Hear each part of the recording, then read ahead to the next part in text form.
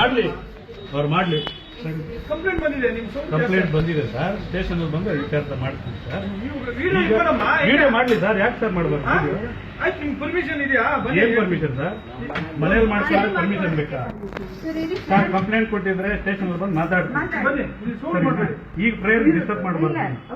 ನಾವು ಪ್ರಾರ್ಥನೆ ಮಾಡ್ಕೊಳ್ಳುವಾಗ ನೀವು ಬಂದು ಮಧ್ಯದಲ್ಲಿ ತೊಂದರೆ ಕೊಡಬಾರ್ದು. ಪ್ರೇಯರ್ 1 ಗಂಟೆ ಮುಗಿದು ಆಮೇಲೆ ಬಂದು ಮಾತಾಡ್ತೀವಿ. ಕಂಪ್ಲೇಂಟ್ ಆಗಿದ್ರೆ ಬಂದು ಮಾತಾಡ್ತೀವಿ. ನಾವು KRS ಪಾರ್ಟಿ ಅಧ್ಯಕ್ಷನಾಗಿದ್ದೀನಿ, ಉಪಾಧ್ಯಕ್ಷನಾಗಿದ್ದೀನಿ. ನೋಡಿ, ಯಾರಿಗೂ ತೊಂದರೆ ಕೊಡ್ತಾ ಇಲ್ಲ. ಕಂಪ್ಲೇಂಟ್ ಕೊಟ್ಟಿದ್ರೆ ನಾವು ಬಂದು ಮಾತಾಡ್ತೀವಿ. ಸರಿನಾ? ನೀವು ಕಾರ್ಮಿಕರ ಬಗ್ಗೆ ಏನು ಕ್ರಮ ತಗೊಳ್ಬೇಕು? ನಮ್ಮ ಮೇಲೆ ಕ್ರಮ ತಗೊಳ್ಬೇಕು. ದೇವರ ನಾಮಕ್ಕೆ ಸ್ತೋತ್ರವಾಗಲಿ. ಸ್ನೇಹಿತರೆ, ಏನೊಂದು ವಿಶೇಷವಾದ ಒಂದು ವಿಡಿಯೋವನ್ನು ನಾನು ಮಾಡ್ತಾ ಇದ್ದೀನಿ. ನಿನ್ನೆ ಕೋಲಾರದಲ್ಲಿ ನಡೆದ ಒಂದು ಘಟನೆ. ಒಂದು ಕೇಸ್ ಕೂಡ ಅದು ದಾಖಲಾಗಿದೆ. ಅನಿಲ್ ಕುಮಾರ್ ಅವರಿಂದ ಒಂದು ಕೇಸ್ ದಾಖಲಾಗಿದೆ ಕೋಲಾರದಲ್ಲಿ. ಪ್ರತಿಯೊಬ್ಬರು ಕೂಡ ಈ ವಿಡಿಯೋವನ್ನು ನೋಡಿ, ಸಂಪೂರ್ಣವಾಗಿ ವಿಡಿಯೋ ನೋಡಿ ನಡೆದಿರೋ ಘಟನೆ ಬಗ್ಗೆ. ಮತ್ತೆ ಕ್ರೈಸ್ತರ ಮೇಲೆ ನಿರಂತರವಾದ ಹುನ್ನಾರ ಕರ್ನಾಟಕ ರಾಜ್ಯದಲ್ಲಿ ನಡೀತಾ ಇದೆ.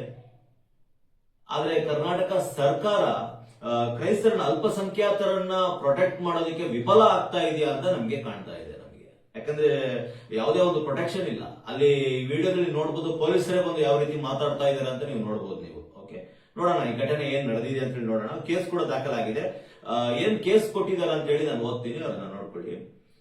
ವೃತ್ತ ನಿರೀಕ್ಷಕರಿಗೆ ಕೋಲಾರ ಪೊಲೀಸ್ ಠಾಣೆಗೆ ಒಂದು ದೂರನ್ನು ಕೊಟ್ಟಿದ್ದಾರೆ. ಅನಿಲ್ ಕುಮಾರ್ ಅವರಿಂದ ಒಂದು ಕೇಸು ದಾಖಲಾಗಿದೆ. ಅವರ ಮನೆಯಲ್ಲೇ ಈ ಒಂದು ಸಮಸ್ಯೆ ಆಗಿರುವಂತದ್ದು. ಪ್ರಾರ್ಥನೆ ನಡೆಯುವಾಗ ನೋಡೋಣ. ನಮ್ಮ ಕುಟುಂಬ ಪ್ರಾರ್ಥನೆ ಮಾಡುವ ಸಮಯದಲ್ಲಿ ಗಲಾಟೆ ಮಾಡಿರುವ ಕುರಿತು ದೂರು. ಪ್ರಾರ್ಥನೆ ನಡೆಸ್ತಿರುವ ಸಮಯದಲ್ಲಿ ಅವ್ರ ಮನೆಯಲ್ಲಿ ಅವರು ಪ್ರಾರ್ಥನೆ ಮಾಡ್ತಾ ಇದ್ದಾರೆ. ಅವರಿಗೆ ಗೊತ್ತಿರೋದ ಸೇವಕರು ಮತ್ತೊಬ್ಬರು ಕರ್ಕೊಂಡ್ಬಂದು ಪ್ರಾರ್ಥನೆ ಮಾಡ್ತಾ ಇರುವಾಗ ಏನೊಂದು ಗಲಾಟೆ ನಡೆದಿದೆ ಅನ್ನೋದನ್ನ ನೋಡೋಣ.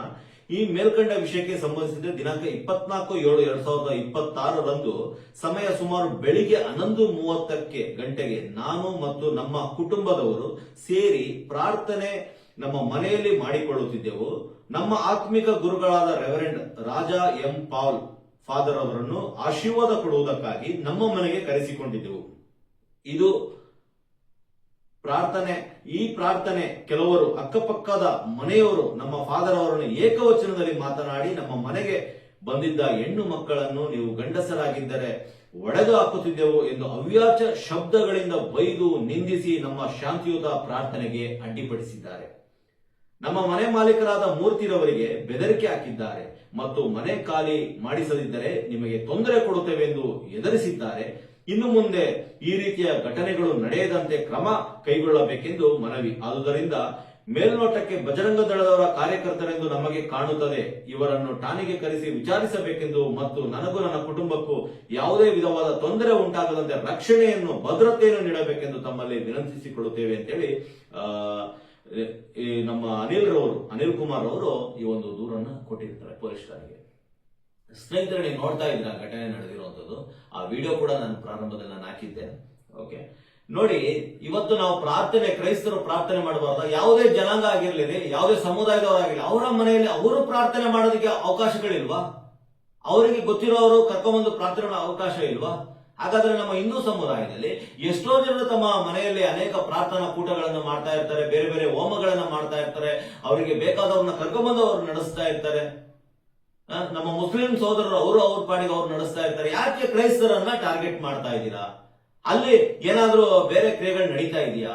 ಪ್ರಾರ್ಥನೆ ಮಾಡೋದು ಏನ್ ತೊಂದರೆ ಆಗಿದೆ? ಅಲ್ಲಿರೋರು ಯಾರಾದ್ರೂ ಪೊಲೀಸ್ ಠಾಣೆಗೆ ದೂರು ಕೊಟ್ಟಿದಾರ? ನೋಡಿ, ಅಲ್ಲಿ ಪೊಲೀಸ್ ಅವರು ಬಂದ್ಬಿಟ್ಟು ಕೇಳ್ತಾ ಇದಾರೆ, ದೂರ್ ಬಂದಿದೆ, ಸ್ಟೇಷನ್ ಕೇಸ್ ಆಗಿದೆ, ಬನ್ನಿ ನೀವು ಸ್ಟೇಷನ್ಗೆ ಅಂತ ಅವ್ರು ಕೇಳ್ತಾ ಇದ್ದಾರೆ. ಯಾವ ದೂರು ದಾಖಲಾಗಿದೆ ಸ್ವಾಮಿ? ನಾನು ಕೇಳ್ತಿರೋದು ಪೊಲೀಸರಿಗೆ ಮಾತಾಡ್ತಾ ಇದೀರಲ್ಲ, ಕೇಳ್ತಾ ಇದ್ರ ಪ್ರಶ್ನೆ, ಪೊಲೀಸ್ ಠಾಣೆಗೆ ಯಾವ ದೂರು ದಾಖಲಾಗಿದೆ, ಯಾರು ದೂರು ಕೊಟ್ಟಿದ್ದಾರೆ ಕೊಡಿ. ಒಂದು ವೇಳೆ ನೀವು ಆ ಫಾದರ್ ಅವರನ್ನ ನೋಡಿ, ರೆವರೆಂಡ್ ರಾಜಾ ಪಾಲ್ ಅವರನ್ನ ನೀವು ಕರಿತಾ ಇದ್ರಲ್ಲ ಸ್ಟೇಷನ್ಗೆ, ಪ್ರಾರ್ಥನೆ ನಿಲ್ಲಿಸಿ ಅಂತ ಕೇಳಿದೀರಾ? ಮನೆಯೊಳಗಡೆ ಪ್ರಾರ್ಥನೆ ನಡೆಯುವಾಗ ಮನೆಯೊಳಗೆ ಬಂದು ಪ್ರಾರ್ಥನೆ ನಿಲ್ಲಿಸಿ ಹೊರಗಡೆ ಬನ್ನಿ ಅಂತ ಕೇಳ್ತಾ ಇದ್ದೀರಾ? ಯಾರು ನಿಮಗೆ ಹಕ್ಕನ್ನು ಕೊಟ್ಟವರು? ಕೋಲಾರ ಜಿಲ್ಲೆ ಪೊಲೀಸರಿಗೆ ನಾನು ಕೇಳ್ತಾ ಇರೋದು, ಯಾರು ಕೊಟ್ಟಿದ್ದು? ದಯವಿಟ್ಟು ಅಲ್ಲಿನ ವೃತ್ತ ನಿರೀಕ್ಷಕರಾಗಿರ್ಬೋದು, ಅಲ್ಲಿನ SP ರವರಾಗಿರ್ಬೋದು, ಇದೀಗಲೇ SP ಅವರೊಂದಿಗೆ ನಾವು ಕರೆ ಮಾಡಿ ನಾವು ಮಾತನಾಡಿದ್ದೇನೆ. ಇದ್ರ ಬಗ್ಗೆ ಸಂಪೂರ್ಣವಾಗಿ ತಿಳಿಸಿದ್ದೇನೆ ಇದ್ರ ಬಗ್ಗೆ.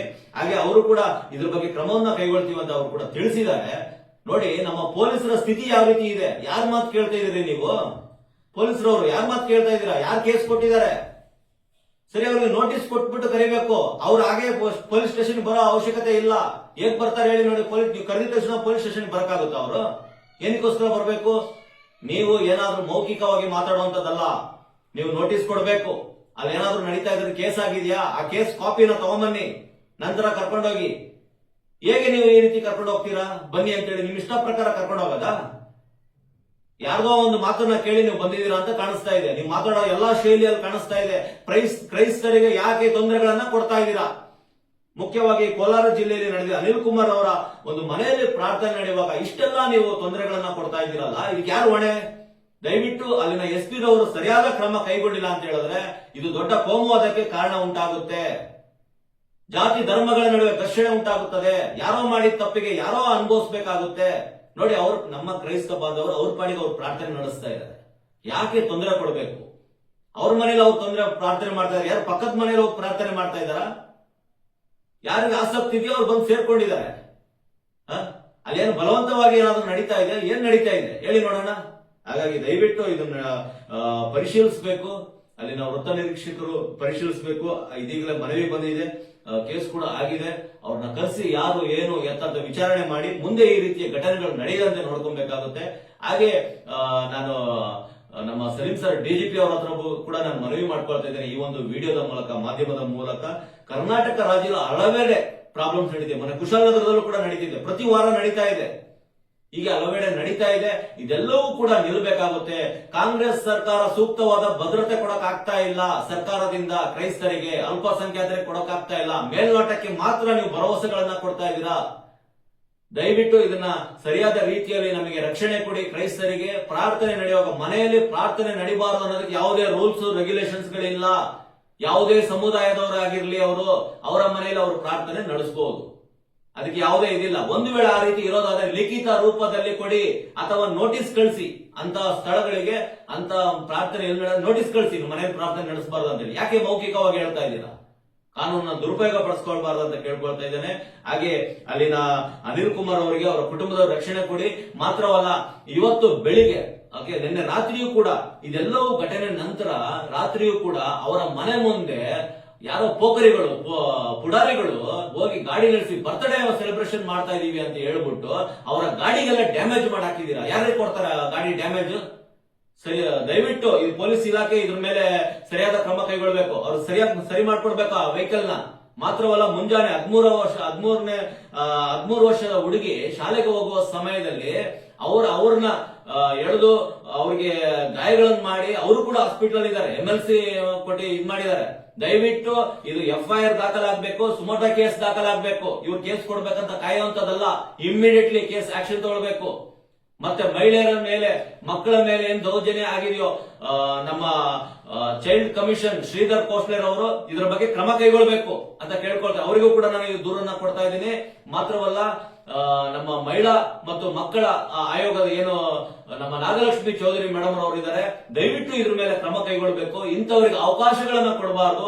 ಕಾನೂನನ್ನು ಕಾಪಾಡಿಕೊಳ್ಳುವ ಮತ್ತೆ ಭದ್ರತೆ ಕೊಡುವ ಎಲ್ಲಾ ಸಮುದಾಯದವರು ಸರಿಯಾದ ರೀತಿಯಲ್ಲಿ ಅವರ ವ್ಯವಸ್ಥಿತವಾಗಿ ಅವರು ಇರುವಂತೆ, ಯಾವುದೇ ತೊಂದರೆಗಳನ್ನು ಆಗದಂತೆ ಅದನ್ನು ನೋಡ್ಕೊಳ್ಬೇಕಾಗಿರೋದು ನಮ್ಮ ಕಾನೂನಿನ, ನಮ್ಮ ಏನು ಅಧಿಕಾರಿಗಳ ಅದು ಕರ್ತವ್ಯ ಆಗಿದೆ. ದಯವಿಟ್ಟು ಅದನ್ನ ಪ್ರೊಟೆಕ್ಷನ್ ಕೊಡಬೇಕಾಗಿ ಕೇಳ್ಕೊಳ್ತಾ ಇದ್ದೇನೆ. ಅವ್ರ ಕುಟುಂಬಕ್ಕೆ ಏನಾದ್ರೂ ಹೊಣೆ ಆಗೋದಾದ್ರೆ ಮುಂದಿನ ದಿನಗಳಲ್ಲಿ ಪೊಲೀಸ್ ಇಲಾಖೆ, ಅಲ್ಲಿನ SP ರವರೇ ಹೊಣೆ ಆಗ್ತಾರೆ ಅಂತ ಹೇಳಕ್ ಬಯಸ್ತಾ ಇದ್ದೇನೆ.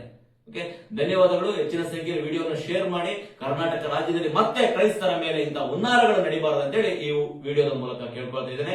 ನಾನು ನಿಮ್ಮ ಸಹೋದರ ಸ್ಟ್ಯಾನಿ ಪಿಂಟೋ, ಕರ್ನಾಟಕ ಕ್ರೈಸ್ತ ಸಂಘಟನೆ ರಾಜ್ಯಾಧ್ಯಕ್ಷರು. ಧನ್ಯವಾದಗಳು.